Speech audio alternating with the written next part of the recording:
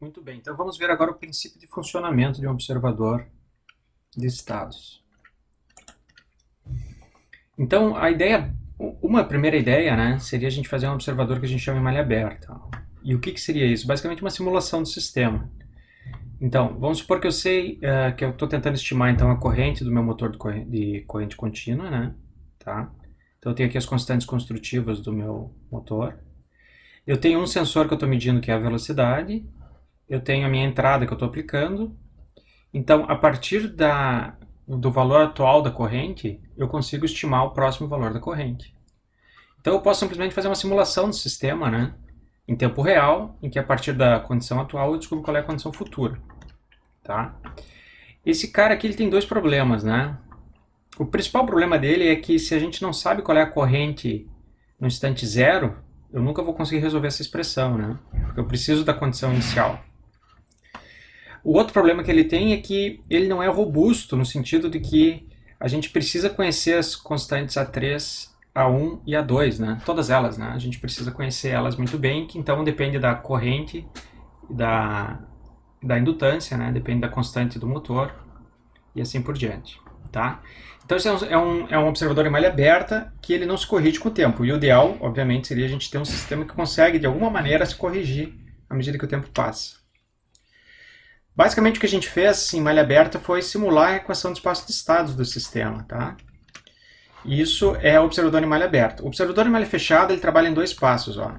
Além de ele fazer essa estimação em malha aberta, ele também vai corrigir essa estimação. Como é que ele faz essa correção?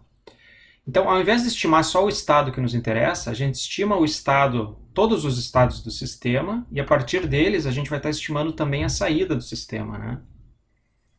Então, eu tenho a saída do sistema estimada e eu tenho a saída real do sistema que vem do sensor. Eu consigo então fazer uma correção, um passo de correção, quando eu comparo a minha estimativa da saída com o valor real da saída. Essa é a maneira da gente trabalhar em dois passos, estimação e correção. Então o que a gente faz agora? Obviamente eu vou colocar esse x barra, que é toda essa equação, aqui no lugar do x barra, né? Então a gente fica com uma equação só e um passo só. Tá? Esse é o observador de Leuenberger, que foi proposto em 1964. Tá? Leuenberger, até onde eu sei, ele continua vivo e obviamente, ele é extremamente importante na área de observadores de estado para sistemas lineares. Tá? O que faz esse ganho L, então? Né? Esse ganho daqui ele é um vetor, obviamente, né, que depende da quantidade de saídas e da quantidade de estados do nosso sistema. E ele é responsável, então, por corrigir os erros de estimação dados das condições iniciais. Através dessa estrutura que o Leuenberger propôs, né, que na verdade é uma simplificação do filtro de Kalman, a gente consegue, então, apesar de ter condições iniciais desconhecidas, né, vamos supor que a gente tem uma condição inicial diferente de zero, a gente consegue inicializar o nosso observador com uma condição inicial igual a zero.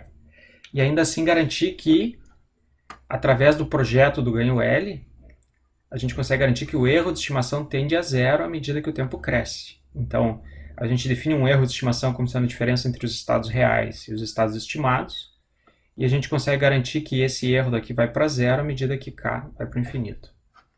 Isso significa, obviamente, que à medida que o tempo passa, os nossos estados estimados convergem para o valor real dos estados.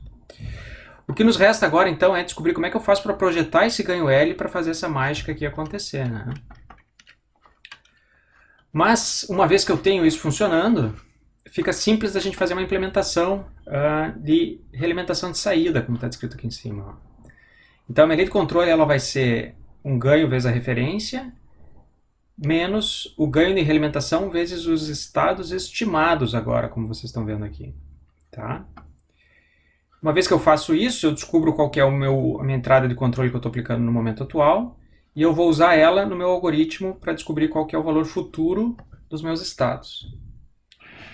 Então essas variáveis aqui elas são todas conhecidas, né? Eu tenho o meu valor atual, eu começo ele com zero dos estados, eu tenho a minha lei de controle, e eu tenho também a minha saída que foi medida no instante atual, e eu tenho a estimativa C vezes X chapéu. Então eu aplico a lei de controle e estimo os próximos estados. Aplico a lei de controle e estimo os próximos estados. E assim funciona o nosso algoritmo de realimentação de saída. Nesse caso, a única coisa que é realimentada, como vocês estão vendo, é a saída do sistema, né? Tem estados aqui que eles não são realimentados, né? Eles não são nem conhecidos, a gente tem que estimar eles. Então o próximo passo agora, obviamente, é como é que eu faço para projetar esse ganho L para fazer com que tudo isso aconteça.